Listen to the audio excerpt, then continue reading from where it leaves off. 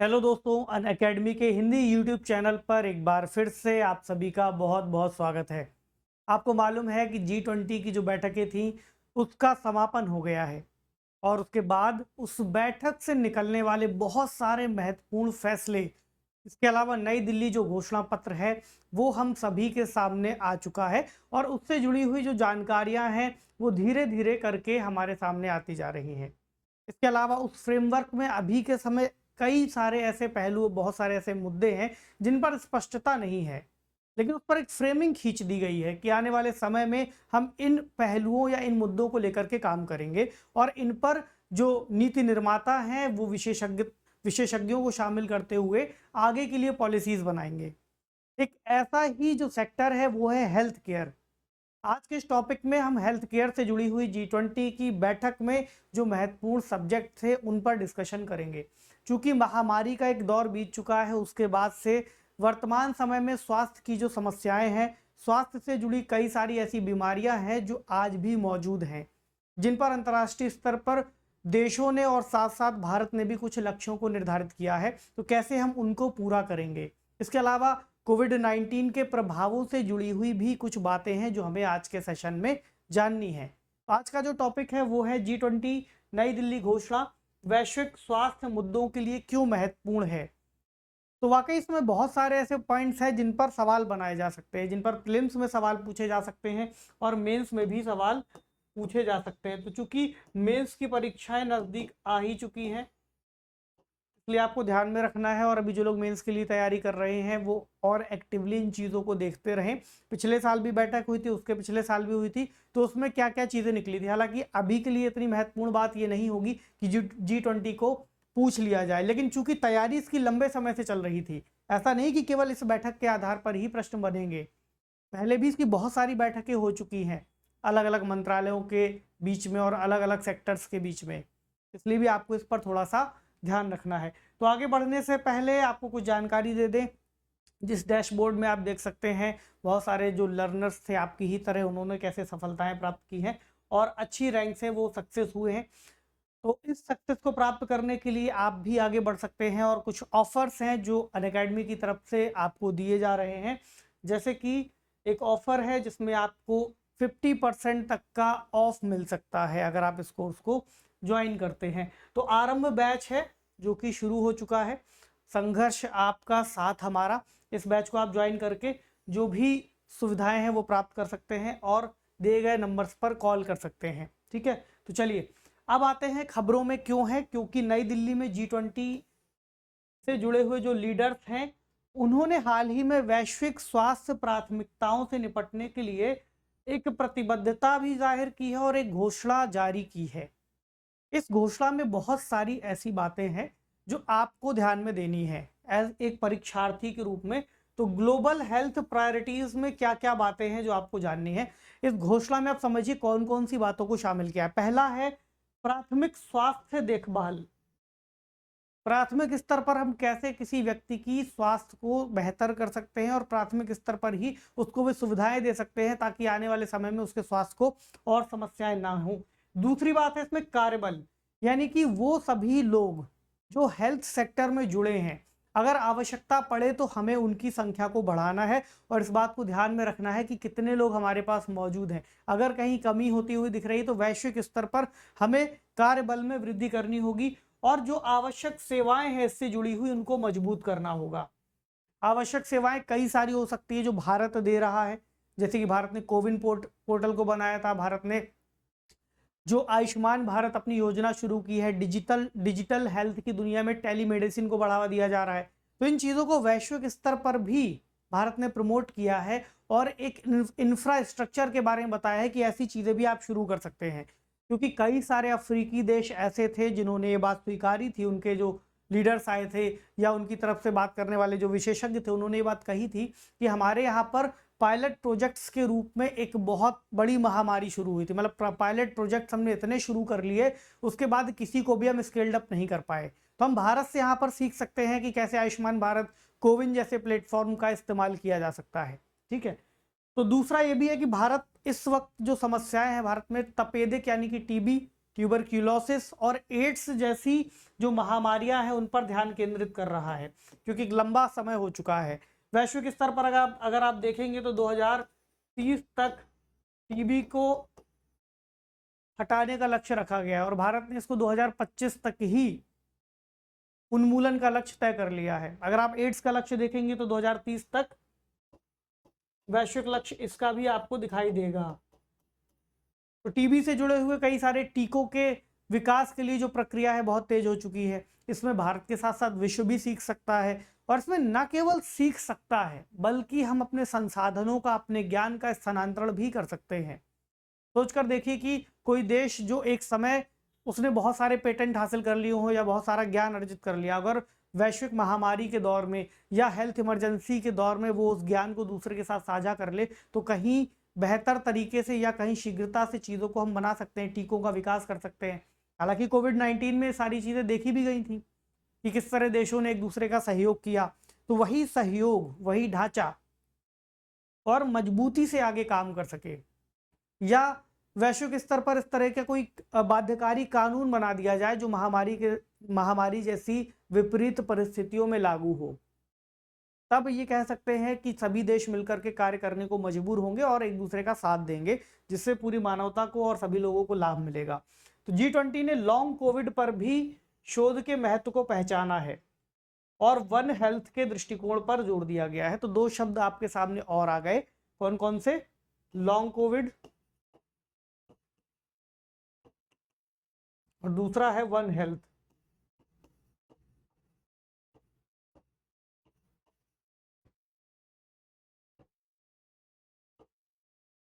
Long Covid क्या है?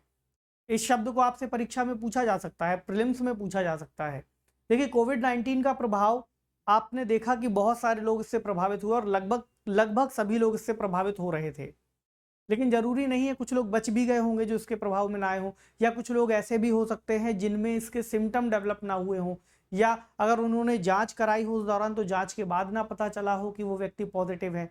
फिर भी कई लोग इस तरह से पैसिवली पॉजिटिव थे लेकिन जानकारी में नहीं आया। लेकिन ऐसे लोग जो एक्टिवली पॉजिटिव थे उनमें ये देखा गया कि आने वाले समय में उनको अलग अलग तरह की व्याधियां उनके शरीर में हो रही हैं। बजाय इसके कि कोविड का असर खत्म हो गया है, कई लोग दोबारा भी दूसरी वेव आई उसमें प्रभावित हो गए, कई लोग तीसरी वेव में भी प्रभावित हो गए। उसके बाद ये देखने को मिला कि जब कोविड उनके शरीर से उतर गया, कोविड का प्रभाव खत्म हो गया, वो अपने सामान्य जीवन में लौट आए, उसके बाद भी उसके जो अंतिम लक्षण थे, कहते हैं ना कि रस्सी जल गई लेकिन जो बल रह गया वो बाकी था, जैसे कि सर दर्द होना, जैसे कि चेस्ट में कंजेशन होना, सांस पूरी तरह से ना आना या सांस फूलना, कमजोरी महसूस होना, दिमाग में एक धुंध सी छा जाना, मतलब कि कई बार हम किसी चीज को मेमोराइज ना कर पा रहे हो, हम बहुत फोकस कर रहे हो लेकिन फोकस ना हो रहा हो, ध्यान बिखर रहा हो बहुत ज्यादा, शरीर का गर्म रहना, बुखार चढ़ना, जी मिचलाना, सर दर्द होना। तो ऐसे कई सारे लक्षण हैं जो उसके बाद भी बने हुए हैं कई सारे लोगों को। और ये केवल भारत की बात नहीं है, वैश्विक स्तर पर सभी देशों में ऐसी खबरें या ऐसी रिपोर्ट्स आ रही हैं। तो लॉन्ग कोविड जो इम्पैक्ट हैं इन्हें ही कहा गया है लॉन्ग कोविड इम्पैक्ट्स। इन पर शोध करना है कि आखिरकार इनके क्या क्या परिणाम हो सकते हैं। कई सारे लोगों में अभी ऐसे भी लक्षणों का पता चला जिन्हें हार्ट अटैक आया। अब ये नहीं कह सकते कि किस कारण से आया, इसका ठोस प्रमाण चाहिए, लेकिन ऐसा भी अनुमान है कि शायद कोविड-19 के बाद जिन लोगों ने वैक्सीन ली थी या किसी और वजह से, क्योंकि वैक्सीन भी जो बनती है आपको मालूम है किसी भी वैक्सीन के निर्माण में एक लंबी प्रक्रिया का इस्तेमाल किया जाता है। 15 साल 10 साल बहुत सारे प्रयोग होते हैं जीव जंतुओं पर, फिर मनुष्यों के छोटे छोटे से ग्रुप्स बनाकर, फिर उनके 4-5 साल बाद जो प्रभाव होने हैं उसको टेस्ट किया जाता है, फिर अगले 5 साल बाद अगर उसमें कुछ सुधार होना सुधार किया जाता है। तो एक लंबी प्रक्रिया है वैक्सीन का निर्माण। लेकिन महामारी के दौर में आपने देखा कि इतनी आवश्यकता थी कि हम इतना समय नहीं लगा सकते थे, क्योंकि जिन प्रभावों को अगर हम उस समय देखते तो कई सारे लोगों को उससे जान माल का नुकसान होता। तो प्रभाव तो धीरे धीरे किसी को खत्म करेंगे, लेकिन कोविड के दौरान जो एट द टाइम प्रभाव था वो सीधा जानलेवा था। उससे बचने के लिए जो कम हानिकारक हो उसका उपयोग किया गया, लेकिन अब चूंकि उसका भी परीक्षण किया जाना है, उसके भी जो परिणाम है वो सामने आने लगे हैं, तो हमें उन्हें भी टेस्ट करना है। ये पता करना है कि अब उन लक्षणों को हम कैसे दूर करेंगे, या उसके लिए कोई और क्योर बन सकता है या कोई और डायग्नोसिस बन सकता है या नहीं बन सकता। तो ये हो गया लॉन्ग कोविड की कहानी। अगला है इसमें वन हेल्थ। तो वन हेल्थ का जो अप्रोच है वो क्या है, वन हेल्थ किसे कह रहे हैं? ये वन हेल्थ देखिए, ये एक तरह की इंटीग्रेटेड रणनीति है। हमें क्या इंटीग्रेट किया है, हमें ये देखना है कि हमारे चारों ओर क्या मौजूद है। अगर हम वन हेल्थ के कॉन्सेप्ट को अगर आप ध्यान से समझेंगे तो बहुत बहुत गहरा कॉन्सेप्ट है। इसका लक्ष्य क्या है? लोग हैं, जीव जंतु हैं, और हमारा जो एनवायरमेंट सिस्टम है उसमें जो हेल्थ है उसको संतुलित करना है और उसको अनुकूलित करना है। इस बात का क्या मतलब हुआ? इस बात का सीधा सा मतलब अगर आप समझें तो ये हुआ कि हमारे चारों ओर मानव समाज मौजूद है। दूसरा, हमारे चारों ओर जीव जंतु मौजूद हैं। और तीसरा, ये दोनों ही समूह, यहाँ जीव जंतुओं में कीड़े मकोड़े और सभी चीजें आ जाएंगी। और तीसरा, यहाँ पर जो पर्यावरण है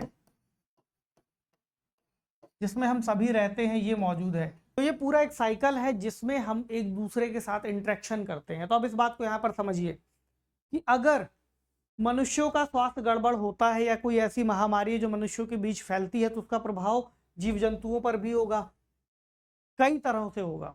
मान लीजिए कई सारे ऐसे पालतू पशु हैं, उनके मालिकों को अगर कुछ हो गया तो फिर उनकी देखभाल कौन करेगा? एक तरीका तो ये है।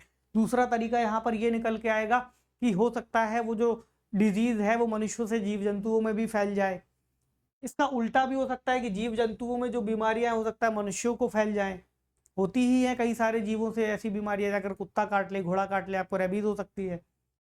और अगर आपने पर्यावरण को प्रदूषित करना शुरू कर दिया है, हानिकारक रसायन फैलाने शुरू कर दिए हैं, और पर्यावरण में जलीय पर्यावरण भी है, तो इसका प्रभाव भी मनुष्यों को होगा और जीव जंतुओं को भी होगा। मान लीजिए किसी तरह से कोई पॉल्यूशन, जो प्लास्टिक पॉल्यूशन की हम बात करते हैं, वो जल में घुलना शुरू हो गया। बहुत सारे माइक्रो प्लास्टिक्स हैं जो मछलियों ने निगल लिए हैं। कल को जब फिशिंग एक्टिविटीज उस क्षेत्र में हुई, लोगों ने मछलियों को पकड़ा, उनको खाया, तो जो माइक्रो प्लास्टिक्स है वो उन लोगों के शरीर को भी हार्म करेंगे। वही हो सकता है आप अपने पेट्स को खिला रहे हो, है ना? तो सभी का स्वास्थ्य आपस में जुड़ा हुआ है। ये बात समझ रहे हैं? तो कोविड-19 जैसे वैश्विक स्वास्थ्य खतरे को रोकने और इसके प्रत्युत्तर के लिए भी एक महत्वपूर्ण यहाँ पर चर्चा की गई है। ये है वन हेल्थ वाला अप्रोच। अब वन हेल्थ के अप्रोच में कुछ और चीजें हैं जो आप समझ सकते हैं, जैसे कि डाइट, यानी कि जो भोजन है हमारा, ठीक है। भोजन के अलावा भोजन की सुरक्षा, खाद्य सुरक्षा जिसे हम कहते हैं। एंटीबायोटिक्स ऐसी हो सकती हैं, या एंटी माइक्रोबियल रेजिस्टेंस है जो लोगों के बीच में या जीव जंतुओं के बीच में फैल रहा हो या बढ़ रहा हो, क्योंकि एंटीबायोटिक्स का जिस तरह से उपयोग किया जा रहा है वो मनुष्य के शरीर की प्रतिरोधक क्षमता को प्रभावित करता है। ठीक, कई सारे ऐसे डिजीज हैं, कई सारे ऐसे वेक्टर्स हैं, जैसे मच्छर है, मच्छरों से डेंगू फैल रहा है, मलेरिया फैल रहा है, कई सारे प्रदूषित जल से हैजा, कॉलरा जैसी बीमारियां हो जाती हैं। तो अगर हम एनवायरनमेंट को स्वस्थ रखें, अपने आसपास के जीव जंतुओं को सुरक्षित रखें, स्वस्थ रखें, और हम भी स्वस्थ रहें, तभी तीनों में समन्वय हो पाएगा। ऐसा ना हो कि हम सारी चीज़ों को पर्यावरण के ऊपर फेंक दें कि हमारा घर साफ है, कचरा बाहर पड़ा रहे। तो क्या आपको लगता है कि उस कचरे में मौजूद जो भी केमिकल्स हैं वो वायुमंडल में, जल में फैलकर आप तक नहीं लौटेंगे? बिल्कुल लौटेंगे। तो यही एक अप्रोच है वन हेल्थ की, ठीक है। अब इसमें 3 स्वास्थ्य प्राथमिकताएं हैं जिन पर आपको ध्यान देना है। पहला है इमरजेंसी, इसकी रोकथाम, आपातकालीन रोकथाम। दूसरी है इससे जुड़ी हुई तैयारी, कि अगर कोई महामारी फैलती है तो हम उसकी तैयारी किस तरह से रखते हैं, आपातकालीन स्थितियों को कैसे रोक सकते हैं। प्रतिक्रिया के लिए लचीली स्वास्थ्य प्रणालियों का निर्माण, ऐसा ना हो कि हेल्थ सिस्टम हमारा इतना रिजिड हो कि अगर किसी पेशेंट को आवश्यकता पड़ गई है तो हम वहां पर उसको सुविधा ही ना दे पाए या त्वरित रूप से उस तक ना पहुंच पाए। तो इन चीज़ों को भी ध्यान में रखना है। अगला है फार्मास्यूटिकल क्षेत्र के सहयोग को मजबूत करना, कि दवाओं का जो सिस्टम है वो आसानी से लोगों के लिए उपलब्ध हो और दवाएं इतनी महंगी ना हो कि लोग उसे अफोर्ड ना कर सकें। कोविड के टाइम पर तो मुफ्त दवाएं भी सरकार ने उपलब्ध कराई थी। मुफ्त दवाओं के अलावा बहुत सारे जो हेल्थ केयर सेक्टर में काम करने वाले डॉक्टर्स थे, उन्होंने जो अपनी सलाह है वो मुफ्त में देना शुरू कर दिया था। बहुत सारी एडवाइजरी जारी की गई थी, बहुत सारे वीडियोस के माध्यम से लोगों के साथ जुड़ करके, टेलीमेडिसिन या फ़ोन कॉल के माध्यम से भी ऐसी सुविधाएं दी गई थी। वैक्सीन निःशुल्क लगाई गई थी। तो जो जो उपलब्ध हो सकता था। अब इस सारी चीज़ों से सीख लेते हुए दो चीज़ें जो इंडिया ने डेवलप की थी, अब वो बाहर जाने की बात आई है। इंडिया से देशों को ने उस चीज़ को सीखने की बात कही, जैसे कि कोविन कोविन ऐप का इस्तेमाल मुझे लगता है जो लोग देख रहे हैं उन्होंने किया होगा। जब आपको टीका लगवाना था या कोविड की डोज लगवानी थी, तब आप कैसे सर्च कर रहे थे कि वो टीके कहाँ पर उपलब्ध हैं। कोविन ऐप में जाकर आपको पता था कि आपकी लोकेशन में नियर बाई कहाँ पर वो सुविधाएं मौजूद हैं। आपने वहां पर गए, स्लॉट बुक किया और जाकर के इंजेक्शन ले लिया। आप सोचिए कितना आसान हो गया, बजाय कि आप जाकर के चक्कर काटते, उन चीज़ों को ढूंढते, डॉक्टर की उपलब्धता देखते, स्लॉट की उपलब्धता देखते, रजिस्टर एक मेंटेन होता। कितना सिंपल हो गया ये। दूसरा, ई संजीवनी जैसे डिजिटल हेल्थ नवाचारों को बढ़ावा देना। ई संजीवनी में क्या था कि आपके आसपास टेलीमेडिसिन की सुविधा उपलब्ध हो सके, अगर आपको किसी डॉक्टर से सलाह लेनी है आप वो ले सकें, दवाएं आपके लिए उपलब्ध हो सकें। आयुष्मान भारत प्रोग्राम से इसको जोड़ा गया। तो बहुत सारी जो डिजिटल स्वास्थ्य सेवाएं हैं, इनको भी प्राथमिक रूप से हमें सामने रखना है। और अफ्रीका जैसे कई सारे गरीब या विकासशील देशों या अल्प विकसित देशों को भी हेल्थ केयर की आवश्यकता है। तो चूंकि भारत ने अफ्रीकन यूनियन को भी इसमें शामिल किया है, और जिसे हम ग्लोबल साउथ कह रहे हैं, ग्लोबल साउथ के देशों की एक आवाज़ को यहाँ पर प्रतिध्वनित किया है और उसको अपने मुंह से बोला है एक लीडर के तौर पर, तो वहाँ पर इन लोगों के हेल्थ की भी बात है।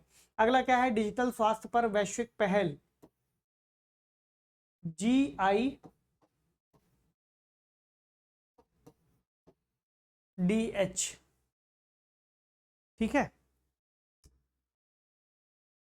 इसमें क्या है, WHO ने G20 के स्वास्थ्य मंत्रियों के स्तर की बैठक की थी पिछले महीने। ऐसा नहीं, ये सारी चीज़ें इसी बैठक में नहीं निकली हैं, ये बहुत लंबे समय से, मैंने आपको शुरू में ही बताया कि इस पर डिस्कशन चल रहा है। तो ये वहाँ पर ही चीज़ों को मनाने के लिए या एक दूसरे के साथ सभी पहलुओं पर स्वीकृत करने के लिए, उसे स्वीकृति देने के लिए इस तरह की बैठक की जाती। मान लीजिए इस बार बहुत बड़े शीर्ष नेताओं के स्तर पर बैठक हुई, और मान लीजिए कोई आजकल, जैसे मैं आपको एक एग्जांपल देता हूं कि अब जो बैठकें होती हैं, उन बैठकों में जब शीर्ष नेताओं की बैठक होती है उससे पहले ही बातचीत कर ली जाती है, ताकि जब मुख्य बैठक हो वहां पर किसी तरह का वैचारिक मतभेद ना हो और वो बैठक असफल ना हो जाए। क्योंकि अगर किसी देश का शीर्ष नेता कहीं पर पहुंचता है, किसी वैश्विक फोरम में पहुंचता है, तब सभी देश या पूरी वैश्विक मीडिया उस पर निगाह रखती है। तो वहां पर अगर कोई समझौता फेल होता है तो उन मंचों का जो प्रभाव है या उन बैठकों का जो महत्व है, वो एक नकारात्मक मैसेज के रूप में सबके सामने पहुंचता है। तो ऐसे मुद्दे जिन पर असहमति है, वो असहमति पहले ही तय हो जाएगी, तो उन मुद्दों को सामने रखा ही नहीं जाएगा। हम उन मुद्दों पर बात कर लेंगे जिन पर हमारी सहमति है। तो अंत में ये मैसेज नहीं जाएगा कि 10 पता लगा प्रस्ताव आए थे, 10 में से 8 खारिज हो गए, 2 ही रह गए। यही आएगा कि 2 ही आए थे, दोनों पास हो गए, ठीक है। दूसरा क्या है, स्केलेबल समाधान साझा करने के लिए एक मंच के रूप में कार्य करेगा। 4 इसमें प्रमुख स्तंभ हैं। कौन कौन से हैं? पहला है निवेश का ट्रैकर,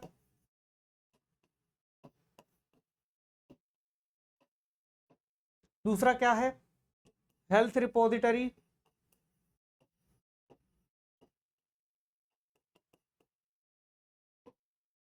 कि हेल्थ से जुड़ी हुई जो सूचनाएं हैं उनको कहीं पर एकत्रित करके रखा जाए, ठीक है, जिसके पास भी, जिन देशों के पास भी जो सुविधाएं मौजूद हैं।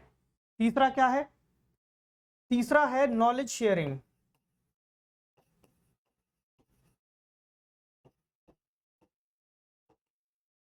यानी ज्ञान साझाकरण।